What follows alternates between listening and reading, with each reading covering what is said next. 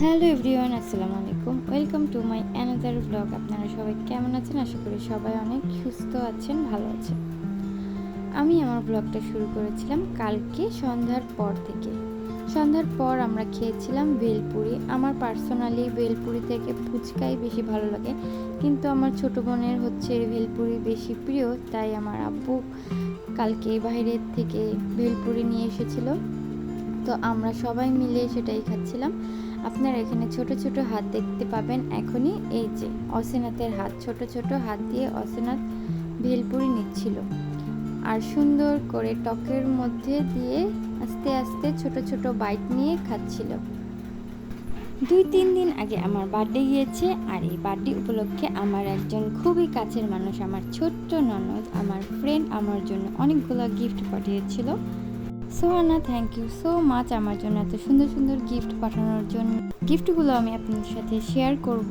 এটার মধ্যে কিন্তু এই ফেস মাস্কটাও ছিল, যেটা আমি এখন ইউজ করব, কারণ কালকে আমার একটা দাওয়াত আছে।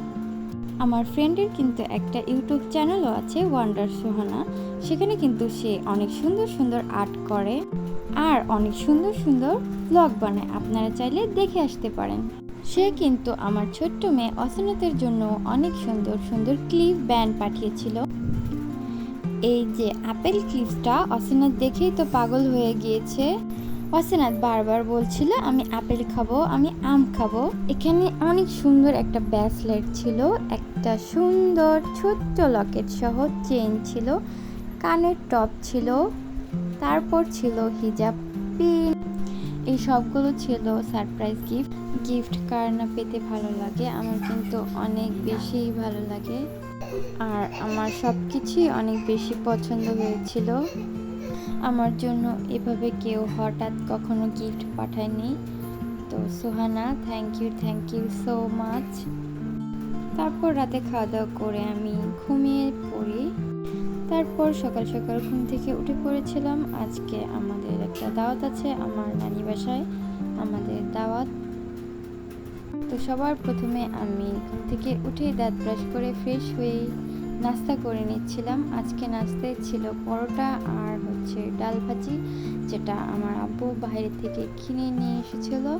তো আমি, আমার ছোট বোন, অসীনাথ সবাই মিলে খাচ্ছিলাম। তারপর খেয়েছিলাম 1 কাপ গরম গরম দুধ চা। চাটা অনেক মজা ছিল, চাটা আমার আম্মু বানিয়েছিল। তারপর চলে গিয়েছিলাম আমি ছাদে। আমার ছোট বোন আমাদের বাসায় থাকা পুরনো আয়না দিয়ে আর ক্লে দিয়ে এরকম সুন্দর সুন্দর ফুল ছোট ছোট বানিয়েছি। তারপর আয়নাকে ডেকোরেশন করেছিল। তারপর খাওয়া দাওয়ার পর গোসল করে আমি ভাবছিলাম কোন ড্রেসটা পরবো। আজকে আমি এই ব্ল্যাক ড্রেসটা পরবো। আমি বের করে নিয়েছিলাম আমার ফেভারিট পারফিউম, একটা ব্লাশন আর হচ্ছে মাস্কারা। তারপর আমি এখানে বের করলাম, এক হাতে আমি একটা ঘড়ি পরবো, তারপর আমি পরবো আরেক হাতে সোহানার দেওয়া ব্রেসলেট, তারপর চেইন। আমার ছোট বোন গোসল করে বের হয়েছিল, আমি ওর চুলগুলো শুকিয়ে দিচ্ছিলাম। কোথাও যাওয়ার আগে আমি কিন্তু সবসময় আমার ছোট বোনকেই আগে রেডি করে দেই, তারপর আমি হচ্ছে নিজে রেডি হই।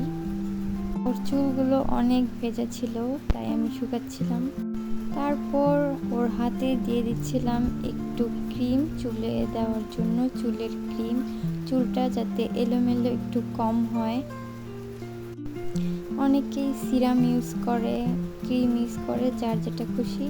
আমি ক্রিম ইউজ করি। আমি ওর চুলগুলো বেঁধে দিয়েছিলাম পরে।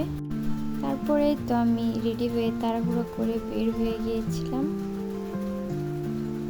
অটো পাওয়া যাচ্ছিল না আর রাস্তায় কোনো মানুষই ছিল না। দুপুর প্রায় 3টা বেজে যাচ্ছিল। আমরা সবাই একটু হাঁটতে হাঁটতে সামনে যাচ্ছিলাম। তারপর আমরা অটো দিয়ে চলে গিয়েছিলাম বাজারে। ওখানে গিয়েই তো অসীনাথ প্রথমে দেখলো আইসক্রিমের দোকান, আইসক্রিম কিনবে। আমরা এখানে নেমেছিলাম কিছু মিষ্টি, ফল এগুলো নেওয়ার জন্য, দেখছিলাম কি নেওয়া যায়। এখানে অনেক ধরনের মিষ্টি ছিল, এই পাশেও অনেক কিছু ছিল, এই পাশে আবার ছিল ছানা, পুডিং, কেকস, চকলেট। আমরা এখান থেকে কেনাকাটা শেষ করে আবার অটোতে উঠবো। তারপর সোজা চলে গিয়েছিলাম নানির বাসায়। যেই অসিনাথকে আমি অ্যাকোরিয়ামের মাছগুলো দেখাচ্ছি, তারপর বসে পড়েছিলাম অসিনাথকে আগে খাওয়ানোর জন্য। ওকে খাওয়ানোর পর আমিও খাওয়া দাওয়া শেষ করে নিয়েছিলাম। তারপর চলে গিয়েছিলাম রুমে।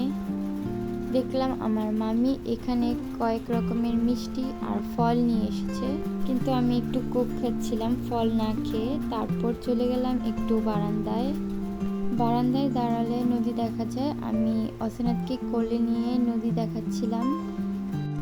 এখানে একটু পরপরই পিকনিক বোট যায়, তো আমি দাঁড়িয়ে দাঁড়িয়ে অসিনাথকে দেখাচ্ছিলাম পিকনিক বোটগুলো। দেখতে দেখতে বিকাল হয়ে গেছে, তাই আমরা বাসায় চলে আসছিলাম।